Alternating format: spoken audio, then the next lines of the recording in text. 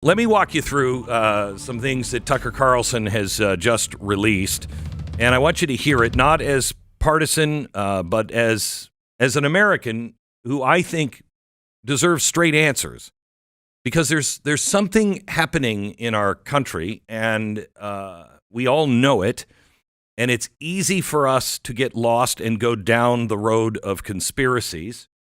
And, you know, one of my favorite lines from John Kennedy, Senator John Kennedy, is we need some new conspiracy theories because the old ones all turned out to be right. And we don't need new conspiracy theories. What we need are conspiracy facts. And we are starting to see the outline of something that should not make everybody feel really good.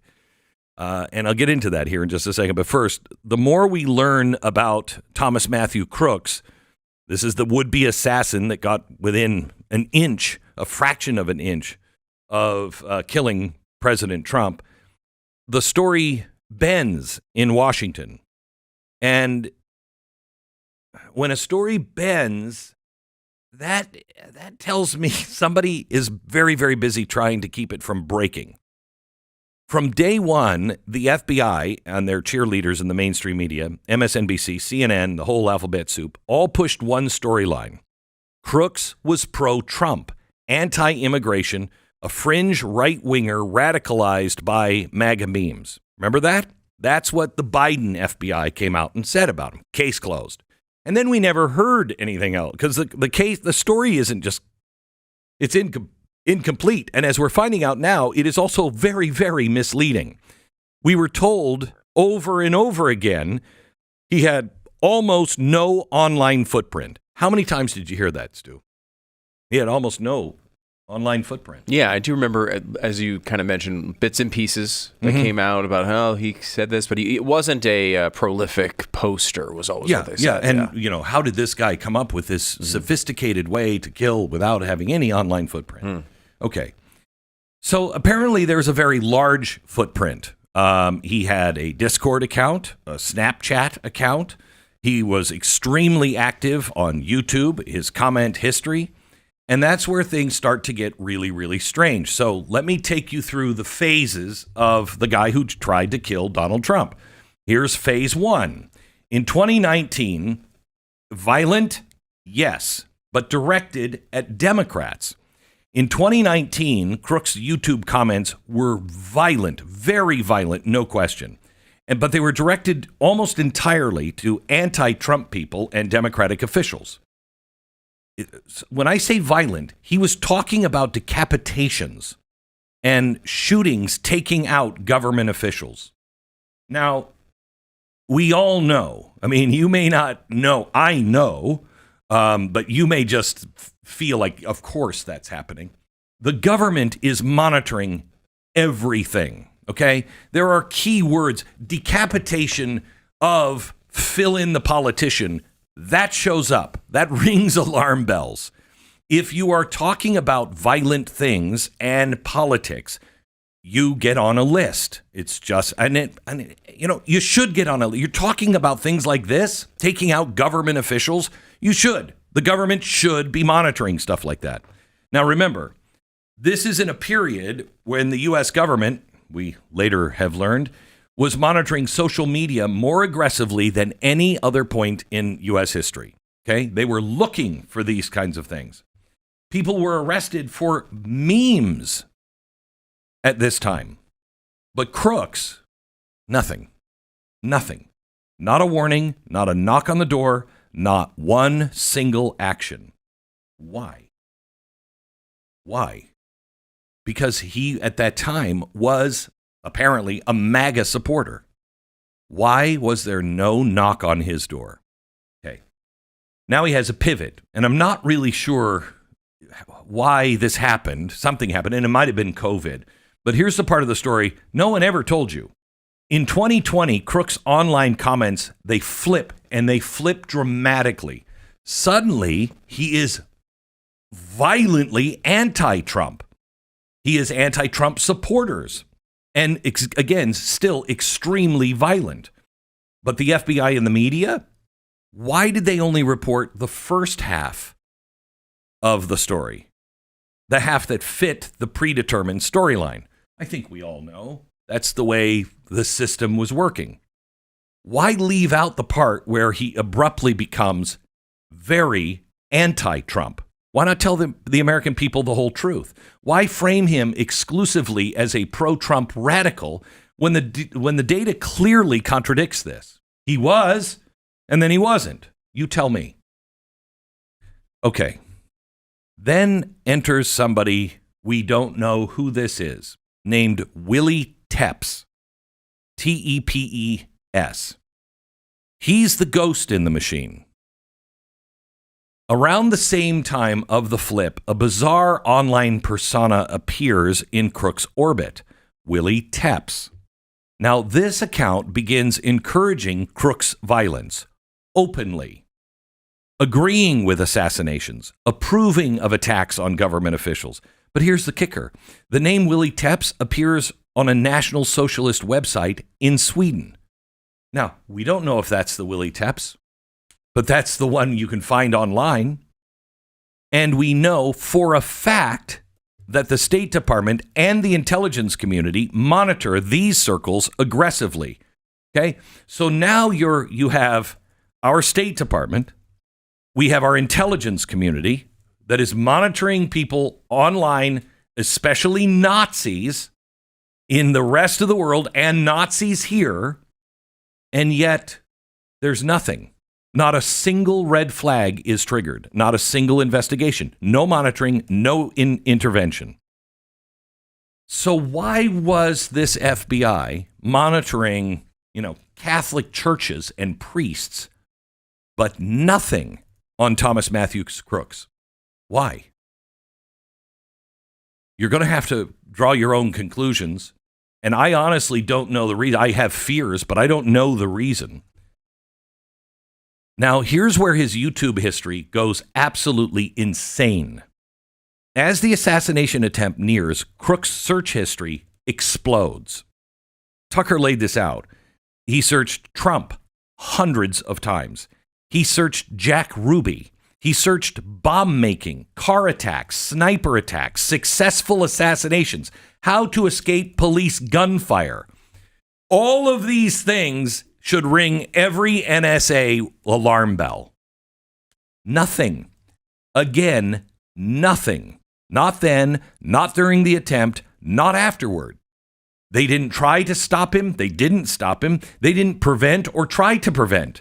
They didn't warn anyone. Instead, as soon as he was shot, they rushed out a narrative, a very specific narrative.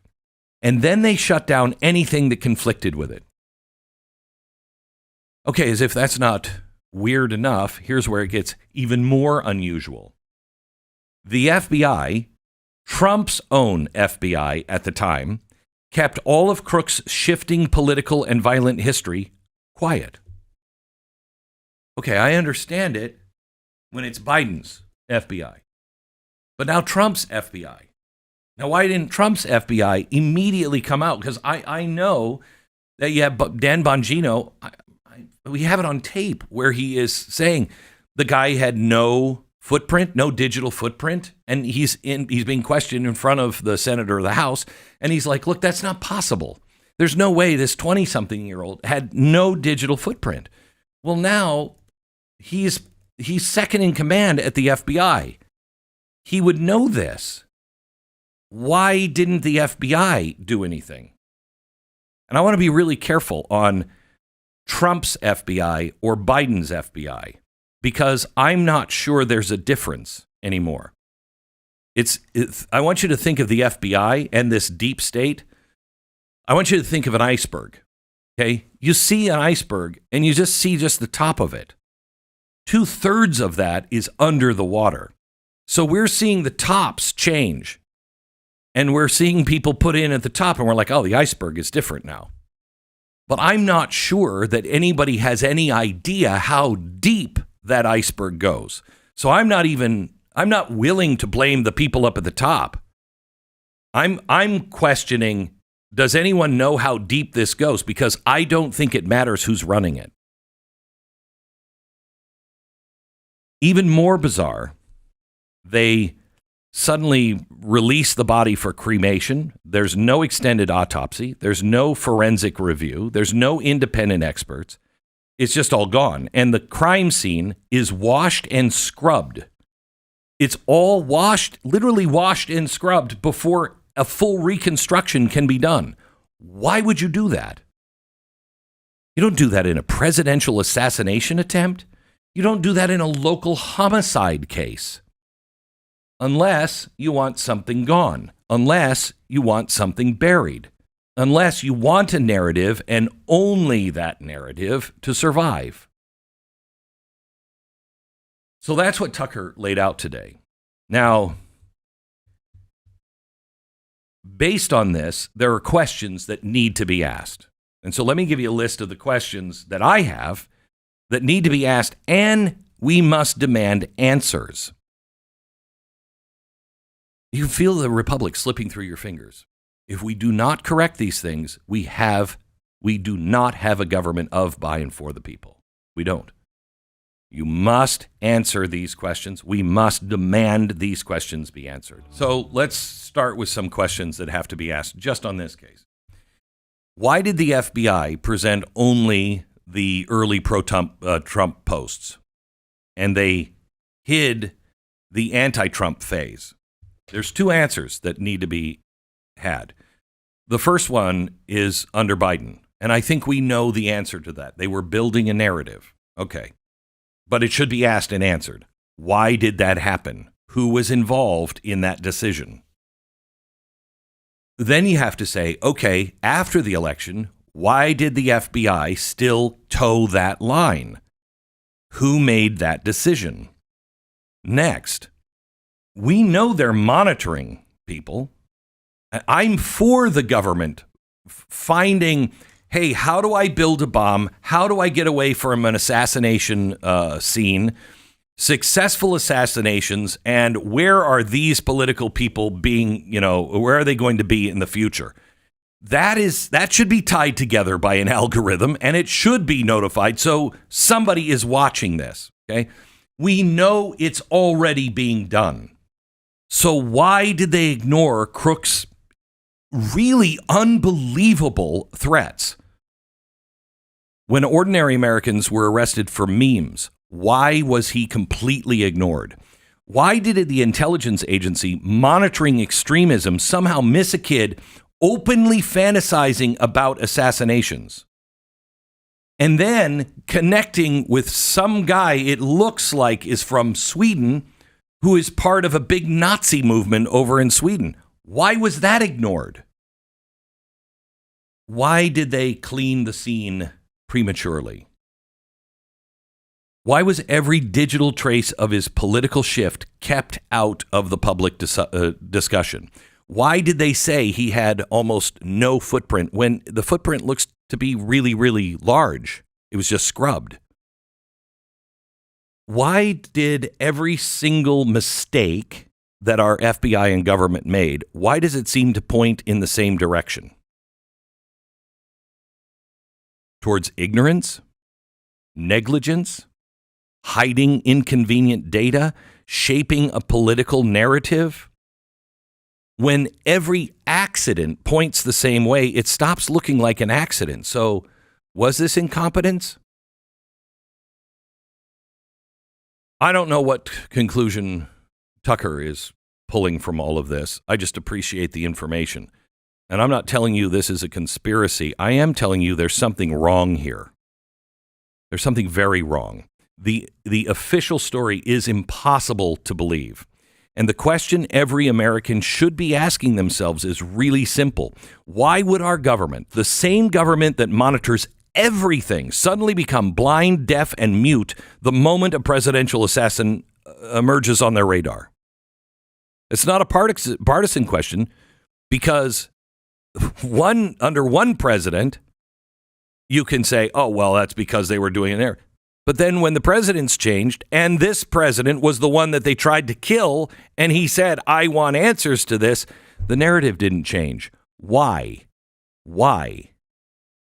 That's not a pro-Trump question. That is a self-preservation question.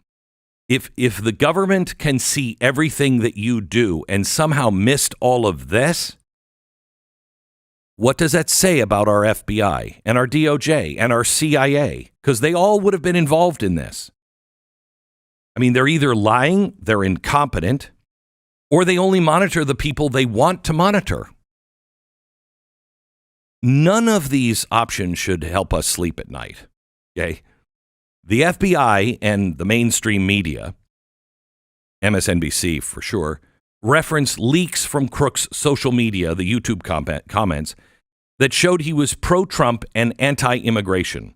We were also told that Crooks had almost no online social footprint, but he had Discord, Snapchat, very active YouTube. His YouTube comments in 2019, very violent, decapitating of government officials, and then something happened, he switches. Something's not right here. I think this iceberg is way beneath the waterline. I think this thing goes so deep, I'm not sure that these...